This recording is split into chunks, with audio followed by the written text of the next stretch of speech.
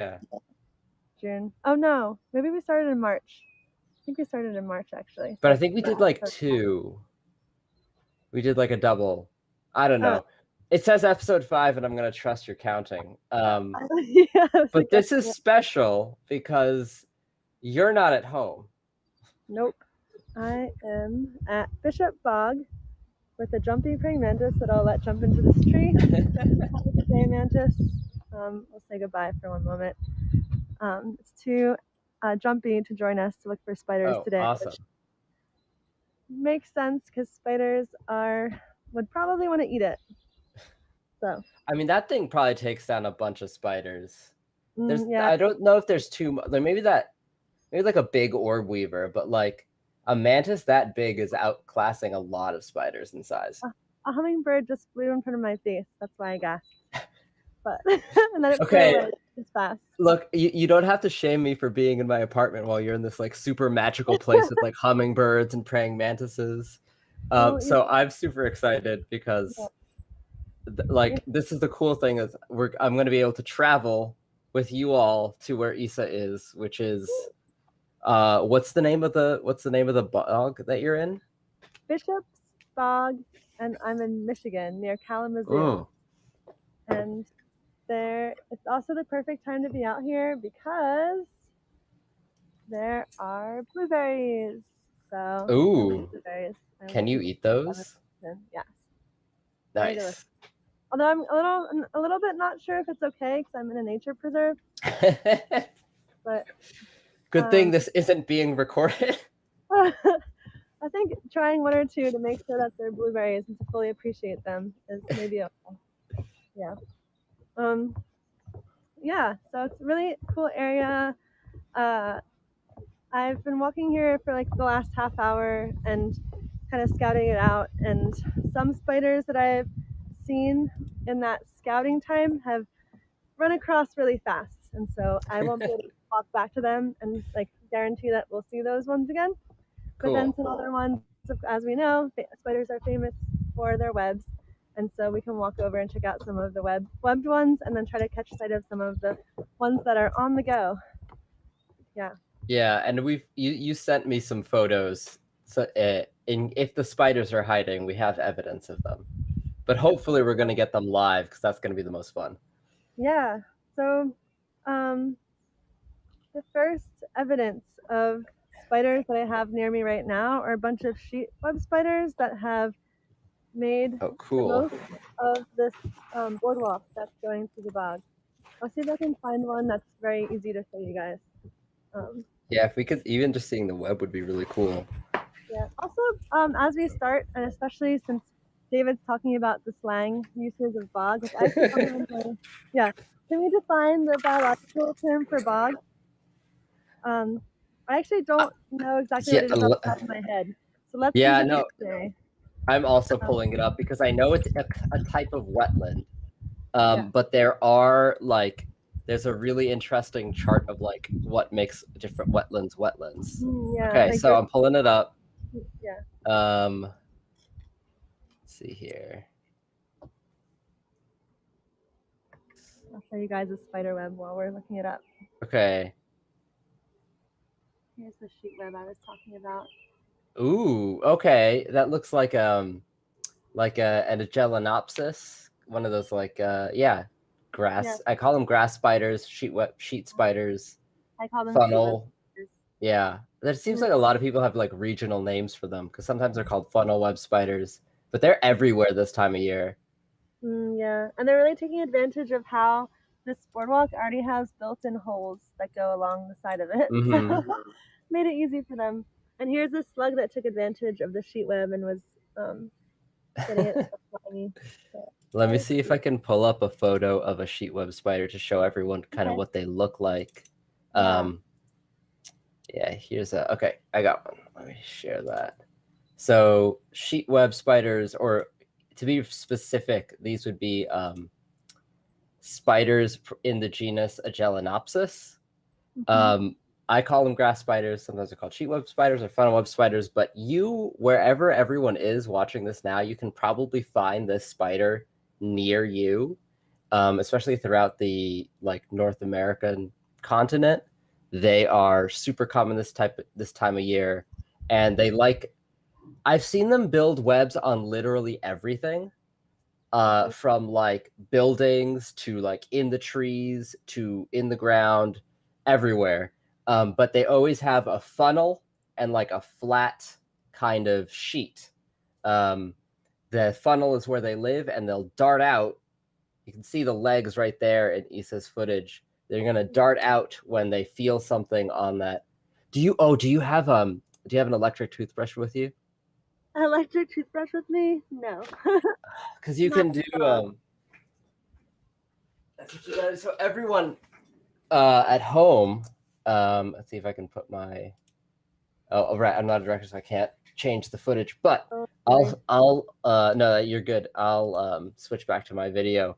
So this is a modified electric toothbrush, and it is actually a spider hunting tool.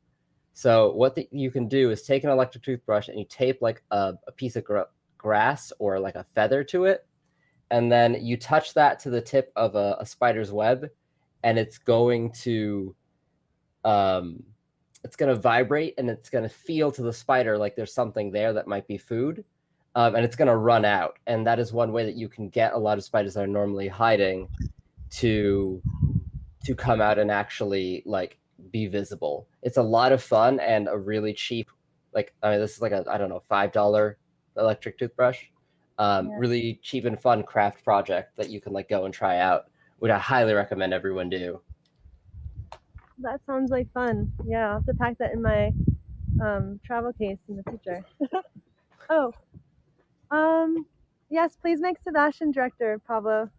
Thank you. Oh yeah, that'd be awesome. I can't do it for my phone. Actually, thanks for popping by and suggesting that, because I was about to ask if someone in the chat or if Sebastian could tag you or Peter or someone to make. Oh, excellent. I have control now. Yay, thank you for that. Thank you, Pablo, for the assist. Yeah. Very appreciated. Awesome. These blueberries look so good, you guys. Just look at them. Look at them. Those two look delicious. Yeah, these ones up here especially, but they are out of reach. I can reach them with my phone because of the selfie stick that I'm using. So, yeah. So, I think we. Oh, go ahead. No, you go ahead. You think what? Oh no, I was gonna ask if you wanted to tell us a little bit about like the bog that you're in, like if there's anything special about it, and I can pull up some of the info on now that I have the video, or whatchamacallit. Now I can actually put things on screen. And if you're able to, Sebastian, read the definition of bog. Oh yes. Thank you for reminding me. Yeah. No problem. So, okay, this is it. Bogs are a type of wetland that accumulates peat, which is apparently that like earthy thing that's made out of dead plant material. And it is one of the 4 main types of wetlands. Oh yeah, so that like compacted moss is called peat. And it is like really common in bogs, and for a long time people would be you often see it in like Home Depot and like other garden stores as like something to use for like plant soil. But the thing is with peat, it takes like a really, really long time to make any of it. So harvesting it is something that like is super unsustainable. Especially like one of the big sources like in I think Europe, like a European peat bogs. So this is actually like a really special place because you're in one of the few places in the world where this type of soil is actually being made. Yeah, you can see it. See all the moss and the dead mossy ground all around when I walk around. And yeah, and you also might be wondering why I'm wearing a jacket, and I don't know if you can tell that I'm sweating. I'm totally sweating too. It's like 87 degrees Fahrenheit out here. Ooh, butterfly. And like I'm guessing like 100% humidity. Yeah, it's pretty humid, especially with all the water.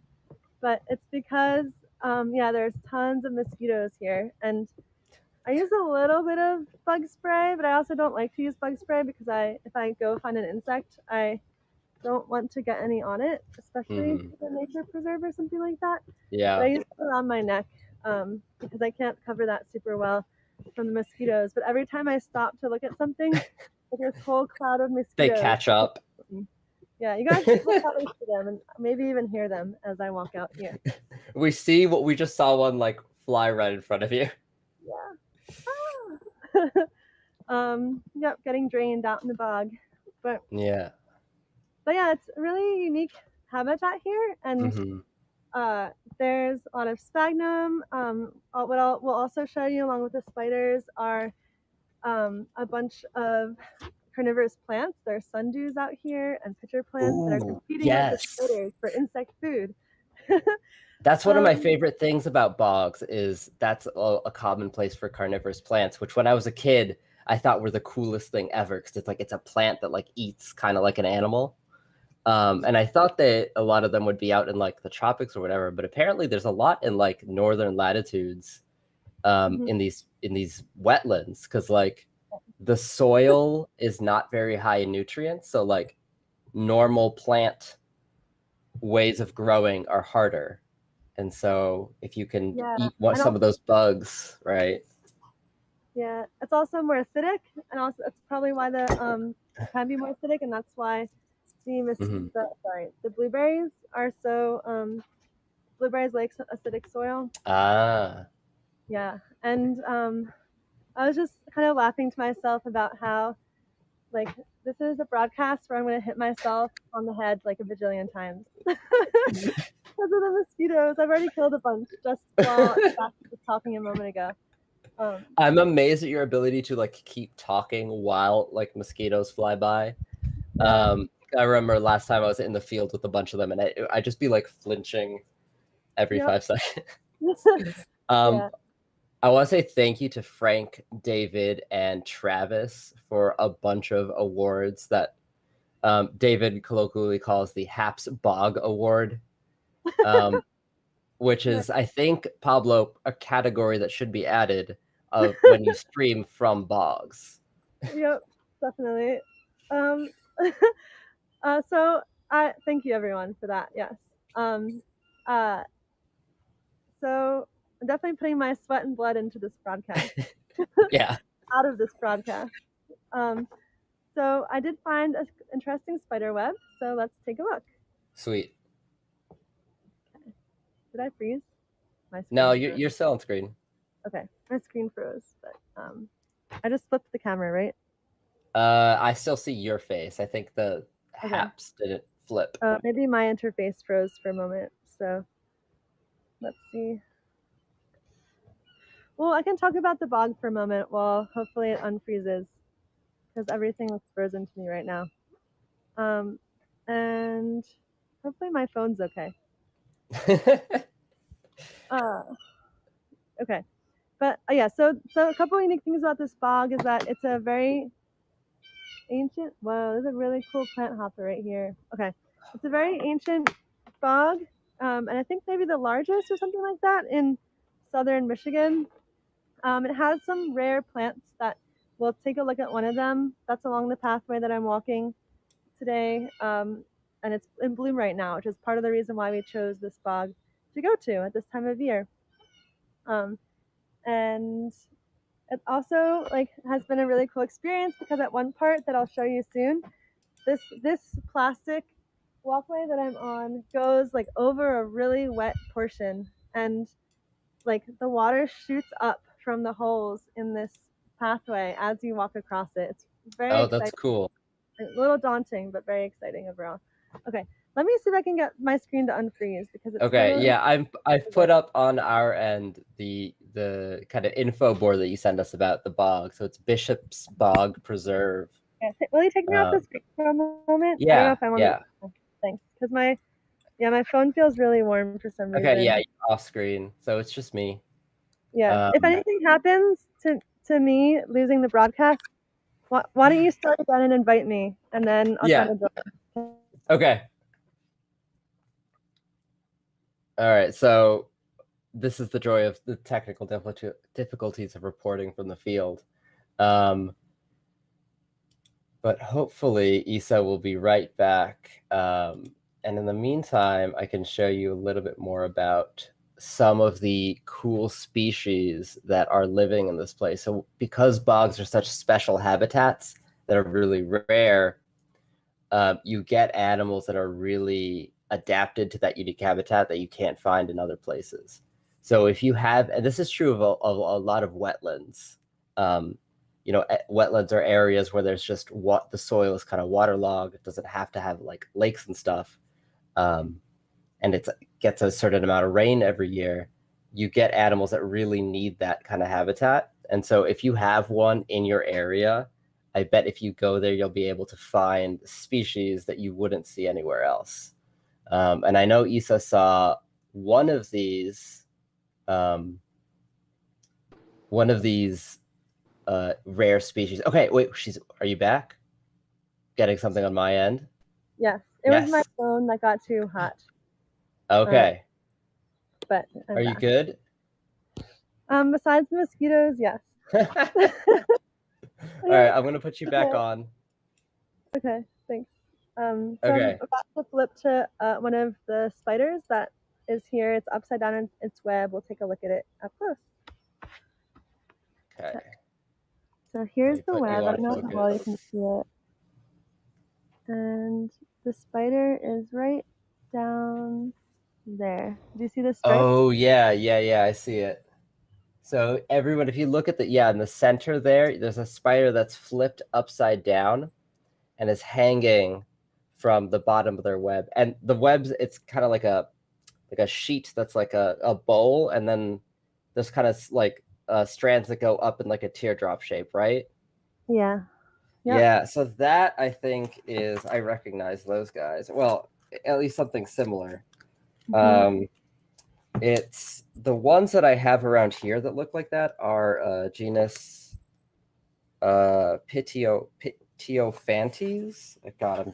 Okay. Which are, I believe, a linophiid. Oh. But let me pull it up and see if I can have it here, because I've got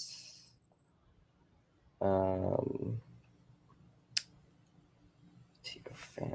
can see some of the old food, some leaf hoppers and things that are in its web, mummified and no longer alive in the living world with us.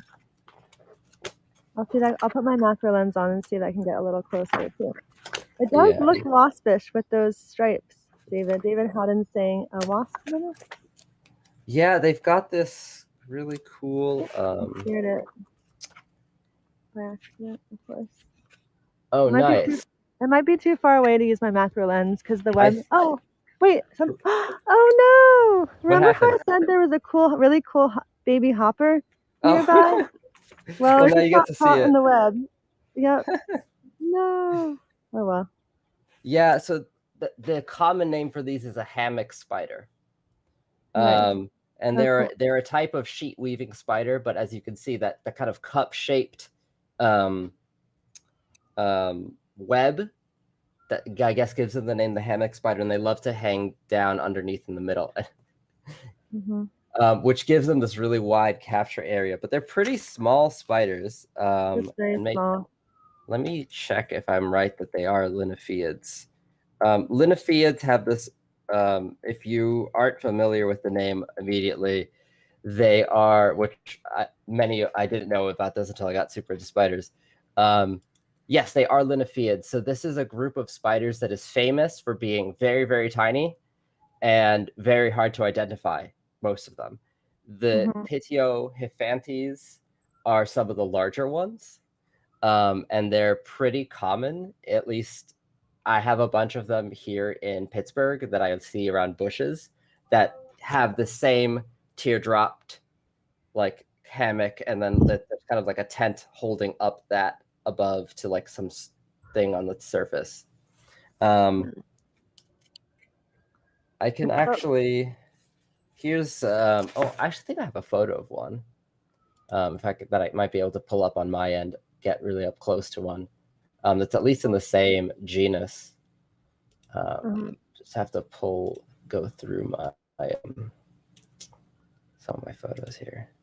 I definitely wish I had my gimbal with me because the mosquitoes make it really hard to hold my phone still. Yeah. Trying to get a sense of scale. How big is that, Isa? Yep, here's my finger. Oops. I'm pretty close to it. Yeah, so it's they are small. tiny spiders, and those are the big linophiids. Like normal linophiids are, I mean, like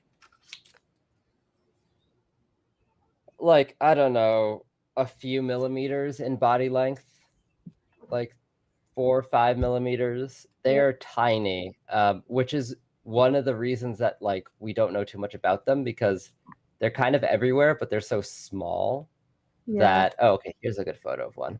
All right, I'm gonna pull up a photo on my end of. Okay, I'm gonna keep on walking to the next spider. Yeah, go for it. Yeah. And I just found it in my like photo library, and I'll pull it up so that everyone can get a good look at what this spider looks like up close and not upside down. Okay, so these are really cool spiders that you can see probably in most places that you're watching this from.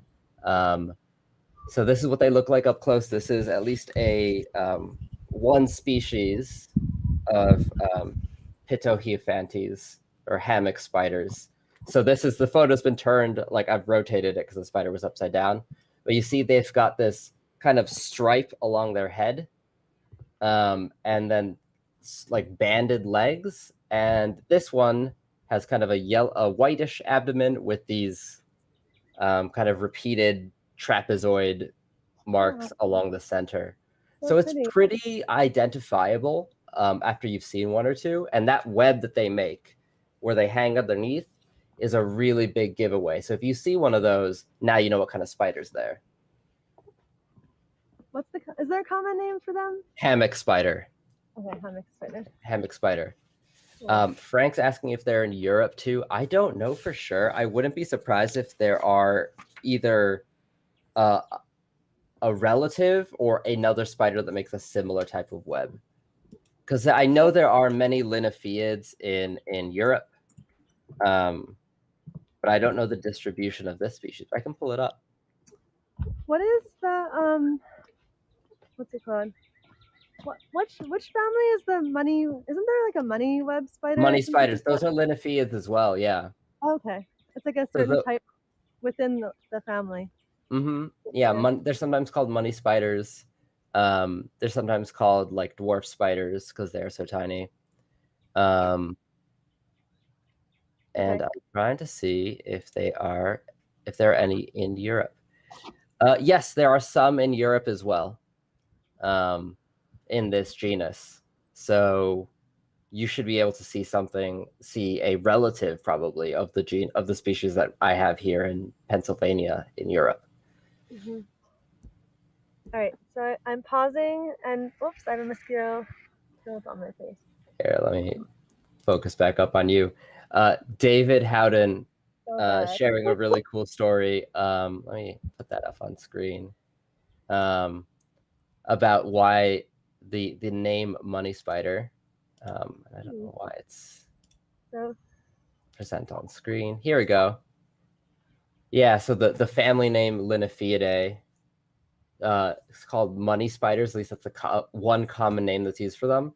And the mythology or the story is, if one lands on you, you'll come into money. So they're good luck. Because what the babies will do is they're one of the spiders that will balloon in the air. So if you have one that lands on you, that's a spider blessing you with money.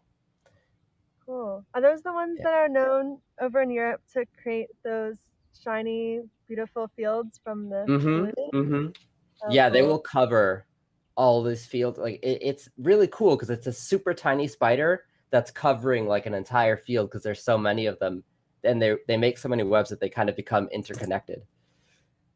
Yeah. Beta saying, "Nice is Isa being blessed right now. I think blessed with mosquitoes or something Yeah, like that." only by the mosquito gods. This stream is sponsored by Big Mosquito. Yeah, They are paying us to keep Isa out in the field as long as that's right. possible. Yeah, to have their mosquitoes flying all around. Um, wow. Okay, so what do we got here? Okay, so this, I think earlier you brought up that picture that had the diagrams, not the The rare diagrams, but species? images of the animals. Yep. And so this Yeah. is one of those rare species. This is a flower. It is, I forget which one it is. Can you look at the image and Yeah. let us know which one it is? I forget. Here, I'll put it up small on screen, but then I'll give you the name. It is the orange fringed orchid, Yep. which is apparently, in parentheses, rare. Yes. So pretty Here good on luck top. finding one. Um, Let's so see yeah, if it's I a can. well, I'll flip the camera here and you can take a look. You can see the fringe right there. Ooh, It does not have that's a set gorgeous. as far as I can tell. And then here are the lovely leaves down here. So part of the reason why we chose this time to come visit the bog, besides that it's sips and spiders. So that's a fun reason too. Okay. Yeah. Apparently, it's I'm on the Wikipedia page for the Mm-hmm. yellow fringed orchid or the orange fringed orchid. They apparently rely in some conditions, some places, on fire to create the right environments for them to grow. So not only do they need a specific kind of habitat, but they're one of those animals that actually shows us how small fires are originally a normal part of the North American ecosystem. Mm-hmm. Um, Obviously not the huge fires that are burning right now, but small, like local fires. There are many animals in North America that are actually adapted and need those sort of conditions to create the right soil environment for them to grow. Yeah, that's interesting since they're in a bog, which is very wet. So I'm wondering when the fires come through in this sort of situation. Yeah, I Yeah, know what it is saying too.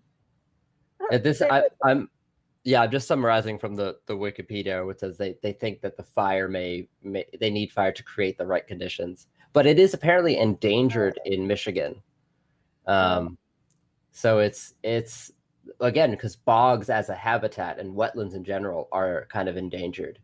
So yeah, seeing something like this, which is a rare species within a rare habitat, is super cool. yep. It's definitely makes sense to what you're saying about it being like a rare habitat and everything. Because as soon as you leave this preserve, it's like suburbs. Like there's no sign that there's a bog here at all until you walk into the preserve, which is interesting. That is both cool and kind of like it's cool in that like it's like just right around the corner. It's like this like magical you turn the corner, there's like a super cool habitat, but Yeah, also that like the animals that live there are kind of like they don't really have anywhere to go if they or to expand or to, have more space because it's just like suburb, which is completely opposite habitat. yeah, totally. Um, But it's cool yeah, that there's a preserve at least. yeah. Thank goodness, because it is despite being attacked by mosquitoes, it is a really cool habitat. And the next mosquito that I kill right here, well, um, is going to be fed to this plant right here. While I'm Ooh, kneeling down here, let me show you what I found. yes. Oh, I'm so excited. Yeah. So this is a sundew plant, which is a carnivorous plant that trying to get, oh, I just got a mosquito for it. Okay. Nice, nice. Okay, I'm legitimately really, really excited. I love carnivorous plants. There you go. I just put the mosquito right there. I'll put my macro lens on so you can get Hmm. a close view. Yeah, Um, please. So yeah, the carnivorous pot plant. plants are awesome. They normally plants they need nitrogen. Yeah, It's we'll like move one it. of the elements that many animals, including us, like use in our bodies. And for many plants, they get nitrogen from the soil or sometimes from bacteria that live in the soil that give the plant nitrogen in exchange for some like sugars. But in Mm-hmm. places like bogs, there's not a lot of nitrogen in the soil. Um, and so some plants have decided to look for other sources of nitrogen, which include insects, which do have plenty of it. And so if you can find a way to eat those insects, which is hard for a plant but not impossible, you can really supplement the nutrients that you need to grow. Yeah.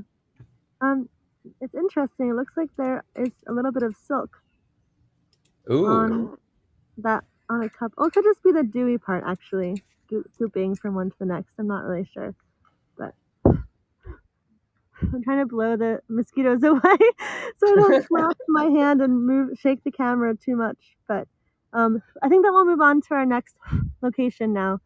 Yeah. So goodbye, Sundu. Enjoy the meal. Also, I've decided to justify the eating of blueberries because I've been donating blood to the local wildlife. That's true. It's a cycle. I need to sustain myself and replace what I've given. So we're having a exchange. Yeah. Okay. David is asking if we know the scientific name of that specific sundew that you saw. I don't know if you have an ID for it.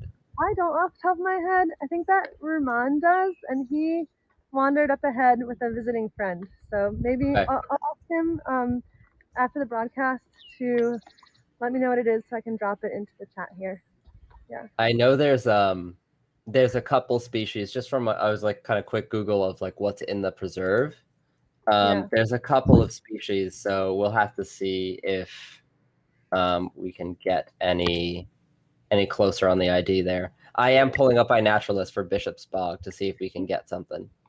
Wow, they're like on my eyelash. Wow. Thank you for sacrificing your blood for this stream. It's funny how much harder it is to manage while broadcasting versus just walking. That was hard enough. And now having to expose my hand to hold the camera. Okay, one more carnivorous plant as we walk along here. Nice. Here we have some pitcher plants.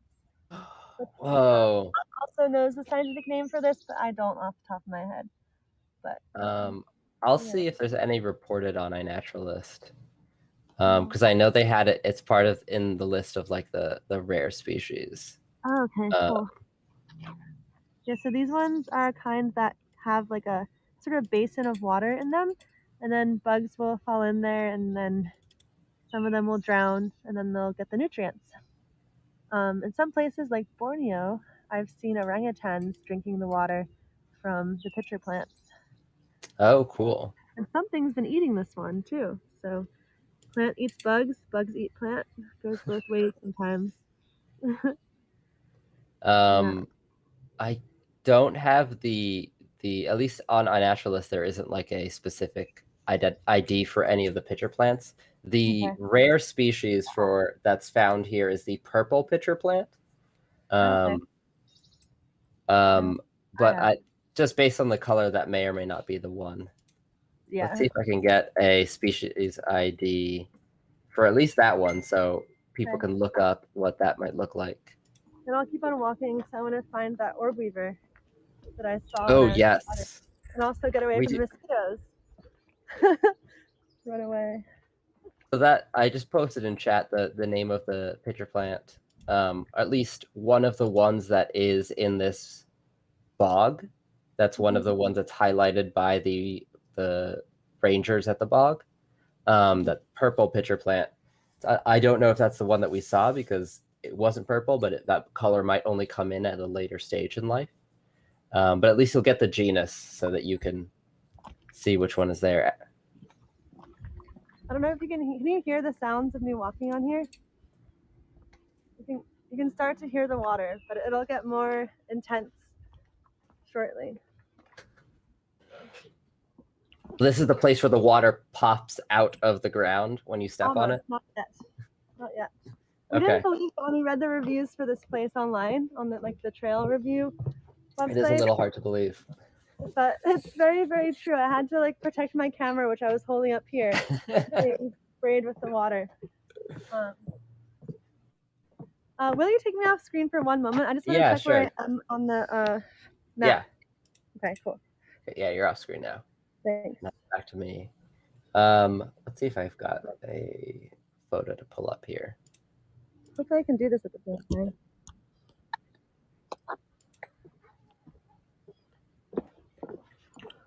Maybe I can't do this at the same time. So okay, let's see. Yeah, so I'll right now I'm pulling up a photo of that for that orchid that we saw earlier.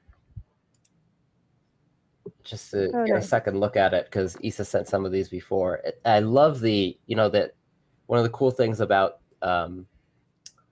orchids is because they're pollinated, they have these like shapes and structures that are meant to like attract different pollinators. And so sometimes you can kind of get a sense of what animal might be pollinating it based on like the shape of the orchid flower. I don't know enough about these ones to say myself, but it is one of the cool things about the variety of orchids. And I'm sure if you go to like a botanical gardens, you'll see all these different things, and they're all called orchids, and their flowers are super different. And that's often to appeal to different types of pollinators. But I think Issa's back. Are you back and ready? I'm ready to be present again on screen. Okay. You are returning to the screen. Pat my hood off because I've left those mosquitoes behind from walking. Oh, nice. Where as soon as you stop for a little while, they all gather around for the party. Yeah, they catch up. Yeah. But I checked my location on the map, and I have not passed the orb weaver that I saw earlier that I really want to show you guys. Cool. So we are still on track for that. And then after that, we will see the area where the water splashes up. And what was really cool about that area where the water splashes up is that, like normally, like you walk down a trail, you see like some, like ground beetles run across. You see some like wolf spiders run across, like some other different kinds of insects and spiders. And then walking across the bog, the really wet area. Yeah. It's like all like a belastomatid water bug like go across the cool path. And then I saw a diving beetle go across, and then like a fishing spider went across with its egg sac in its mouth, and it's a whole different experience with what you see crossing the trail as you walk down it. That's awesome. I really hope you see a fishing spider. It probably won't stay still, but if we do, that'd be wonderful. Yeah, I hope so too. Okay, I'll walk a little faster. Are the mosquitoes catching up? A little bit. I'm also worried about my phone heating up again. So. Oh yeah. I'll make sure I get this spidering, because it's super cool, and then also the watery area, and hopefully any fishing spiders or interesting insects spiders off the way. So we are getting some more boggy, wet area. Here, I'll flip the camera away from me so I can get my view. So you can see this is where it starts to. Yeah. So I'm wearing boots today. Nice. And I feel like I'm playing a game or something. Like I can put it down low. That's great. Oh yeah, this is awesome. Although the thing that you're missing, actually, this view actually might be even cooler. Whoa. Wait. I have to show you guys this part of the trail as I walk by it. Okay. The best way to do it is just by going like this, maybe. Oh, and you're fully. And this is why you get waiters. Yep. Here, I can't even figure out the best way to hold this, but maybe just, I don't know. But the whole entire path sinks down into the water as you walk down the walkway. It's pretty. That's great. Yeah, that's a really cool, like, kind of, you're dipping into the different kind of microhabitats within the bog. Yeah. It's really very cool. Do you see like changes in the plants that are around you too? Like from where you were before to here? Grasses. Yeah, and there's less sphagnum in the wetter areas. Probably the sphagnum needs some dryness. You'll see them clinging to any plants that are above water where there's some ground to be found. Maybe I think up this way is where the spider is. I didn't realize how far I'd gone. I know for me it's very easy I like lose track of time when I'm just out looking for bugs. Yeah, it's really awesome, and just yeah, very fun to get lost in nature. So this is what I mean Yep. by the sphagnum sort of clinging on to the Yeah. roots and areas that are not quite like saturated with water. You can see the change in vegetation even in just like this area here where we're going from like this really grassland and then we've got these kind of woodier plants look like shrubs that are now kind of a little bit more visible as opposed to before where it was just all grasses. Yeah, and one thing that I don't like about this section is that there are no blueberries in this part of the trail. But, oh well. There are only free snacks provided in certain parts of the bog. That's right. Now I have to ask, this is Sips. I'm drinking some ginger tea. I really hope that you are not drinking the bog. Yeah, so if I were to drink some of the bog, though, I would drink the part that only in where the sphagnum is, because sphagnum is very antibacterial and is really great at purifying water. So, but I will Survival not tip. right now. Yeah, please do not demonstrate. The version of sips for me is that I'm being sipped by the mosquitoes. So there it is. You are the beverage. I am the beverage on this episode of Sips and Spiders. All right. Hope I'm getting close to where the other one was. I'm gonna go check my map again to see. I'll take you off. Okay. Well, while we're waiting, I can actually try to show some of the spiders. I've actually been keeping 2 jumping spiders that I found recently. I'm trying to raise them up to get photos of them. Let's see if I can get one in a vial and in a container for you. So I recently visited some friends in Kansas City. And as I always do when I go places, I go spidering. And I found actually some of the jumping spiders that are the ones that I study. The Habernatus jumping spiders are the paradise spiders. And then I found this little, this one's, oh, let me turn on the light so maybe we can see it better. Oh, okay, that's very bright. So this right here is a paradise spider. And it's still a juvenile, so I'm hoping, actually, let me switch lenses on this because I think we can get closer to this one. Still a juvenile, so I'm raising it up to see what kind of adult it, hopefully, when it's an adult, I'll be able to identify it, because the thing about these spiders is the males are easily identifiable as adults, but a lot of the females and the juveniles, they all kind of look the same. So let's see. Where are you, little guy? I'm, of course, using, okay. I was working on the time lagged video, which is really hard. But maybe. Oh, there we go. There he is. So that you can see that abdomen pattern of the Habernatus. The tiny, tiny little jumping spiders. This is, I would say, like a slightly below full-grown size, but they're very small. But their vision is still really, really powerful for a spider their size. And they are one of the some of the few jumping spiders that actually can see the difference between red and green, which most spiders cannot, and only some jumping spiders have evolved the ability to do so, which is why, yeah, they have that portrait. That's the question. How do you know that? Oh, yeah, there's 2 ways. So you can do experiments where you teach the spider to, like, basically have to choose between things that would look the same if they couldn't tell the difference between red and green, but would look different if they could tell that difference. So, if you have a red and a green color that are about the same brightness, if you can't tell the difference between the color, those will look about the same to that animal. But you can also look inside the structures of their eyes to see if they have things that are able to see, like cells for different colors. Now, with these ones, they do it in a super weird way. They like see the color red by like logical deduction. They don't actually have cells that are specialized for seeing red like our eyes do.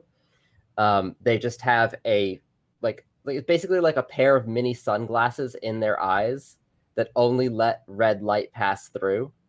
And so the cells behind that, um, if they get any light, the spider's brain knows, okay, since only red light can pass through this part of my retina, if I get any detection of light, that must be red that I'm seeing. It's a really weird and not super efficient way of seeing the difference between red and green, but it is also unique. As far as we know, there's no other animal that sees color with this system. Probably because it's a weird system. That's pretty cool. Wow. Are you in the spider zone? Yeah, I'm in the Yes. spider zone. Yes. I have located the spider. Okay. Okay. So I'm gonna flip the camera and we'll take a look at this one really beautiful orb weaver, a larger spider. Did you guys see it there in the screen? Yes, right in the middle. If you need to orient yourself, there's like a vertical white silk line, and we're getting closer to that spider there that has its legs out in an X pattern. And those two traits together are what I use to identify this as a Isa, what species is this? Is it a Argiope cross-banded spider or something like that? What is it? Yeah. So there's a couple species, but they're all in the genus Argiope. Okay. And they have a bunch of common names. So sometimes they're called garden spiders, sometimes they're called wasp spiders because of the yellow and black markings, sometimes banded garden spiders, all kind of based on their appearance. And because they hang out in the middle of their web like that, and they hold their legs in that X pattern, like that's just like their style, it makes it really easy to identify them. Yeah, here's my hand for size reference as well. My Pete Mossy hand. Ooh, okay. Oh, go ahead. But we got a cool question in a second. Okay, yeah. And then that thing in the middle of their web is called, oh, there we go, yeah. The Stavlamentum. Go ahead, Yeah, Sebastian, if you want to talk about it. I'm gonna put it on screen so that everyone can see this question. Hopefully, it's gonna come up in a second. I will. Yes, here we go. So, like, what does that? I'm attempting to use my macro lens. I don't know if I can get close enough with the web there, but I will try. So just a heads up in case the screen gets a little blurry. Yeah. So I'll talk about the that structure in the middle because it's really interesting. Oh, we got really nice footage of it. Yay. Oh, that's beautiful footage of that spider. Yeah, so people have been trying to figure out what that zigzag in the web does for like a super long time because it's really obvious. And the spiders all like behavior. Yeah, and like they all do it, or at least this species. So it has to have some purpose. The ideas that have been suggested are that maybe it helps birds, for example, avoid the web so that a bird, which would be so big that the spider can't eat it, doesn't crash into the web and then destroy the spider's work.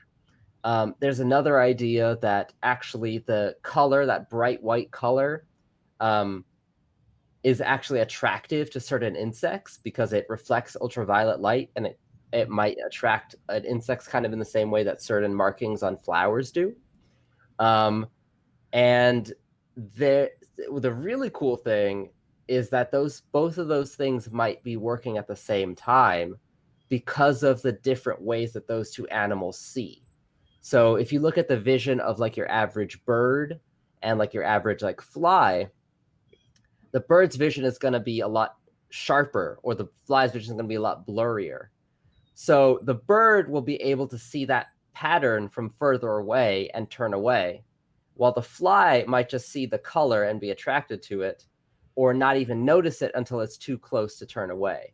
So the spider has this feature that might be doing two really important jobs at the same time. There's still a lot of ongoing research back and forth on this. Like in some studies, they say they found that, like, yes, it does this one thing, but not the other. Some find both. And it seems like it might vary depending on like the animals in the environment and like exactly the pattern of it. But it is a really cool thing that only some spiders do. Yeah. It's rather characteristic for this genus of spiders, or Gaiaceae. One other thing that I did a little bit when I said behavior earlier, it was doing this thing that sometimes they do where it didn't do it intensely, but sometimes they'll like, sorry, I'm getting bit. Sometimes they'll bounce back and forth in their web too. Oh yeah, they'll like shake the web. Yeah, let me see if I can see it. Yeah. There, it's doing it right now. So I did not wiggle it that much, as it just was moving. Yeah, it looks like, if you didn't know what it was, it looks like wind, but it's the spider shaking its web to try to get things to go away. It's, again, these spiders are big enough and they sit out in the open, so they are kind of exposed and their webs can get really big. So sometimes they need behaviors and strategies to keep things that they don't want in there away. Yeah, and this one is a smaller one for this genus as well, to be clear. This one's probably the smallest one I've ever seen of this genus. Yeah, they can get really, really big. I saw a huge one, and maybe I'll look for the photo, like a really big one in my neighborhood, like I want to say last year or the year before, and she was massive, like, I mean, like leg span like that big, which is pretty big for a like web building spider in Pennsylvania. Maybe even bigger, actually. I mean, like yay Which big. also like suggests that it must have like decent protections, like, because they're quite a meal if a bird or something gets a hold of them to eat them. So they need all of these strategies because and they sit out in the open, like they will just always sit in the middle of their web. So they are a target. Yeah. I think I found my photo. The light is seeing the web a little bit. It looks really pretty. The bottom part. Yeah. Is this a female? David? Yeah. Can you do you see like palps anywhere? Yeah. Can you see palps at all? Let's see. I'm gonna put my phone. I don't know where to put my phone. Over here. Yes. I see palps, and they just look like slim. Okay, so it's either a juvenile of either sex or possibly a male, or sorry, possibly a young female, or small female. But yeah, I mean, if we got closer from this view, we might be able to see if it has if it's mature or not, because you'd be able to see like the opening of their external genitalia, but it would basically be where that zigzag line is, so we can't. It's a little hard to tell. Yeah, I can't bring the camera any closer without being too disruptive. It's possible that it's just still a young, like a juvenile. Yeah.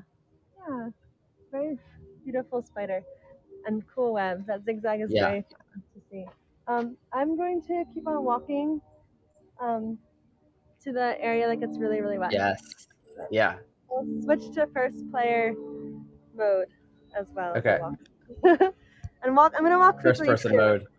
Yeah. Cool. Get to the really awesome spot. But yeah. Yeah, this is I love this format, and maybe next time I'll try to find an outdoor spot to do. I was gonna say, Sebastian, tag, you're it. Yeah, right. Yep. I gotta find a good environment for this, because I love the just the feeling of like watching this walk through an environment. Though there's less interesting stuff in Pittsburgh that both has like good habitat, is within distance, and has cell reception. I think that's the biggest biggest one. Cell reception is really tough in some parts of Pennsylvania. There's a local park that has like a small wetlandish area that we can poke around through and see what I can get. And I do have a selfie stick somewhere. And I do have an unlimited data plan, so you know, we could make this happen. Yeah, totally. Especially while it's still summer. Yeah, for real. Okay, I'm gonna walk like a little faster. If it's too confusing, feel free to take me off the screen. Yeah. go so loud. Can you hear my boots? Yeah, we can. No. It's an immersive experience, okay? Yeah. Everyone, this is not bad audio. This is an immersive audio experience. You are in the bog. Put your virtual reality goggles on. Yes. Device cardboard box on. So, yeah.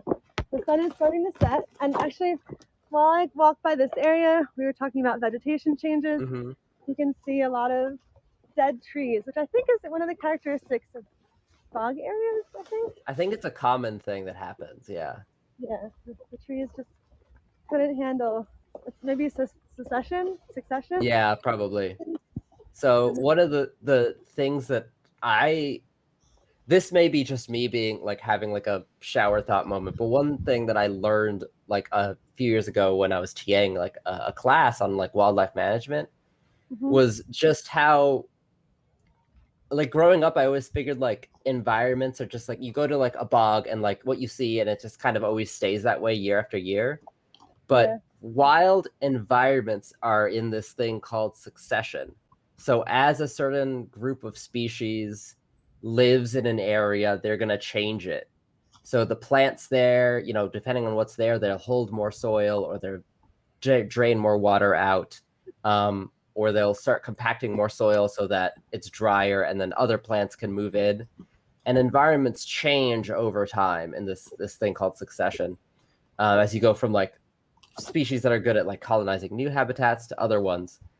And so one of the things that park rangers have to do in a lot of places is that they have to keep basically cutting down and resetting certain parts of their preserves so that that succession process can start over and over again, so that it doesn't all turn into one environment, so that everything doesn't just become like the final stage of like whatever plants can end up ultimately colonizing there. Because what you need to have a diversity of animals is a diversity of environments. So if you like, for me, when I went to like a park and I saw like, oh, these rangers are like cutting down a bunch of trees or like trimming a bunch of hedges, sometimes what they're doing is they are recreating an environment that used to be there that had grown over with different species, so that the species that are good to recolonize that habitat can come back. And especially places like wetlands are really sensitive to that, because as certain plants move in, they will, like I said, dry up certain parts of the wetland. All right, this is the part where I get splashed in the face as I walk. Okay, I'm excited. This is where we need this. This is at Pablo. This is where we need the slow motion replay because of how fast. But actually, it's a very good time too because I see Ruman and our out of town friend Dylan here, and it's way easier to tell you the way that the boards move when somebody else is walking in front of me. So, but in the meantime, maybe you can see some of it splash up as I walk by now. Yeah. So how high is it gonna splash? Oh, some of it just splashed in my face, but like a little bit. Yeah. So I think there will be more. But I'll see if Dylan and Ruman will walk ahead of me so I can show you more easily. They're birding up ahead. So do you know the secrets of this like water zone? Like what's creating this like splash fountain? One sec, there's a cool bird flying by. Oh, nice. Whoa, what is it? Some sort of interesting duck thing? I don't think I can show you guys very well because I don't zoom. It's super tiny in our view. Oh, okay. Ooh, that's it's a heron that maybe like a tricolor. Ah. Or like it's one of the smaller herons or egrets. I think it's a like tricolor heron or like green heron. Yeah, it's one of the. Okay. Hold on. At one point in time, I used to know more about birds. Believe it or not, I started as an ornithologist. Whoa. Then you were taken over by spiders. Yeah, and then I saw jumping spiders, and I was like, okay, this is much better. That might be a green heron. It might be. It kind of looks like one, just based on its vibes. I don't know if it's in the area, but I can check. What do you guys see? Oh, it's a green heron. We have confirmation from ornithologists. Hey, I was right. It's a green heron. Okay. I didn't lose my edge. Yep. Yep. And yeah, so confirmation. Yay! We saw it fly over. Will you guys walk ahead so I can show how the boards pop up in the air? All right, here's the grand finale of our. I think over here it's like really amazing. It's over there too. Does it shoot all the way up to your face over there? Like Yes, it does. it does. Okay.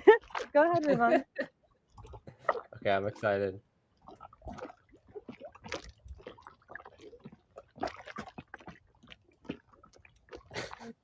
See that.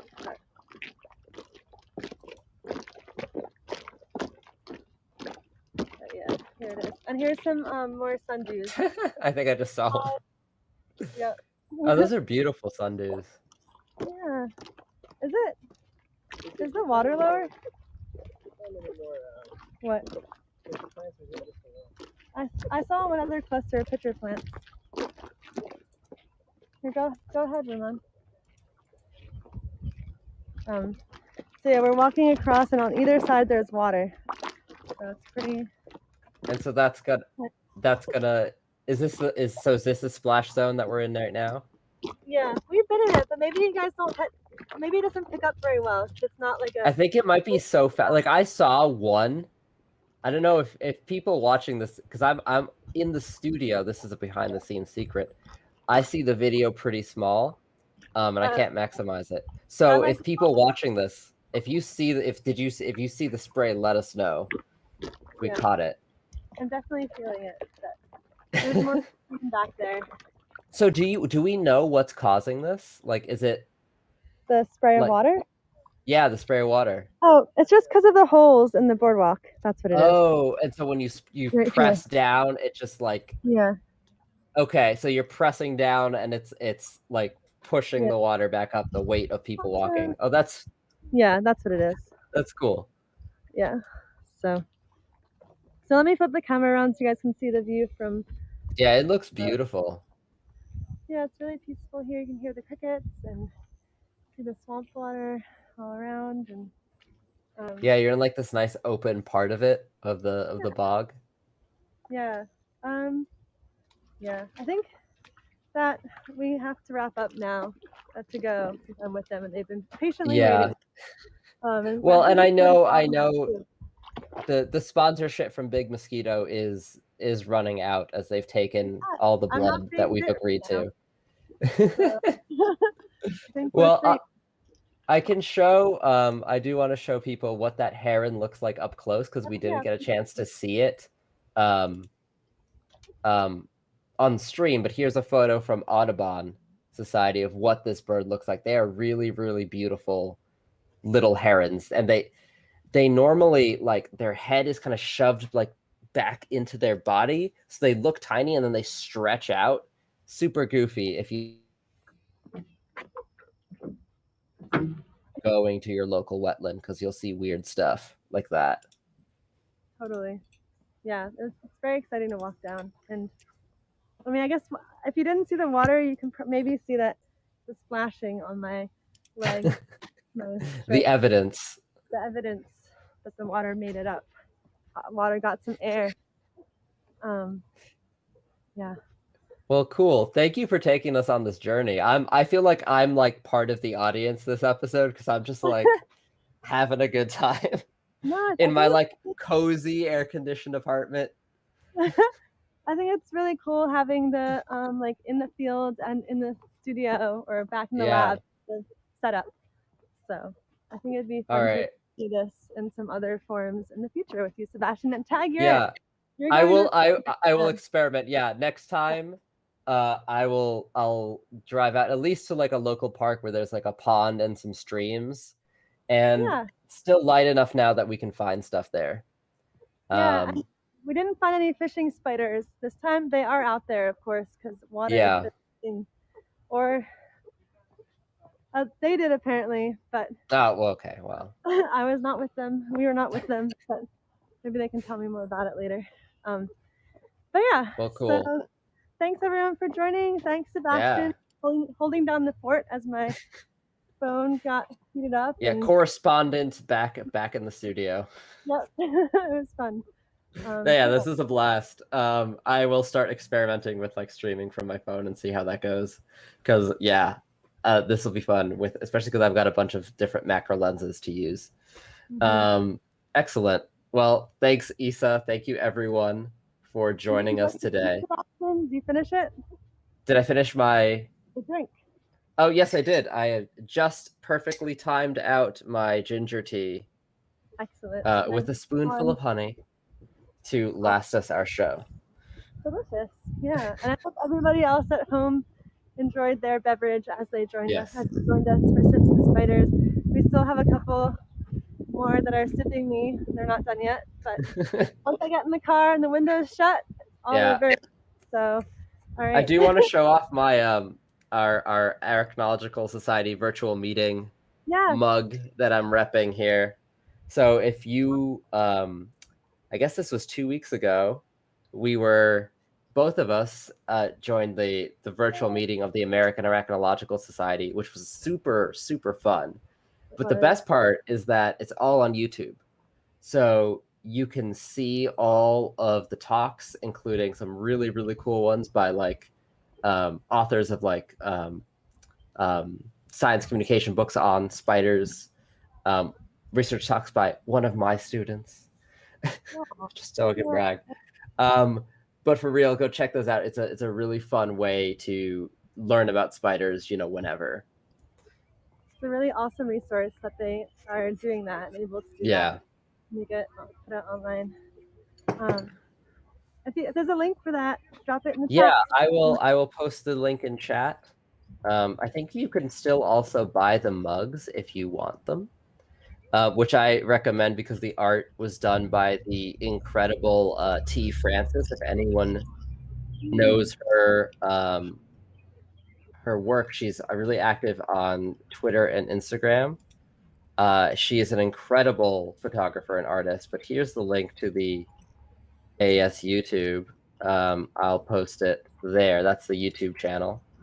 And I will post um, if I can find the store to find, if you would like the mugs, the proceeds of the mugs do support the society. Uh, You need to and get one. so, yeah, you should grab them. They're really sweet. Yeah. Like the design that he made. You can also get it as like a sticker or a T-shirt. I posted that link in our chat as well. And I guess I can put it on screen um, for people to see. Because we do this once a month, but the spider content there is available whenever you want. That's right. Yeah. Yeah. The event was super fun, and my phone's about to die now too. So I'm no longer in the bog, as I mentioned before. It's just like a regular suburban park area with people playing baseball in the background and stuff like that. So Yeah, it's completely changed. yeah, we'll set up the next one for. I'll talk with you about that Yeah, soon. And cool. bye everyone. Thanks for joining. Take Thanks for care. joining us. Enjoy Bye. the spider mug. All right. Bye.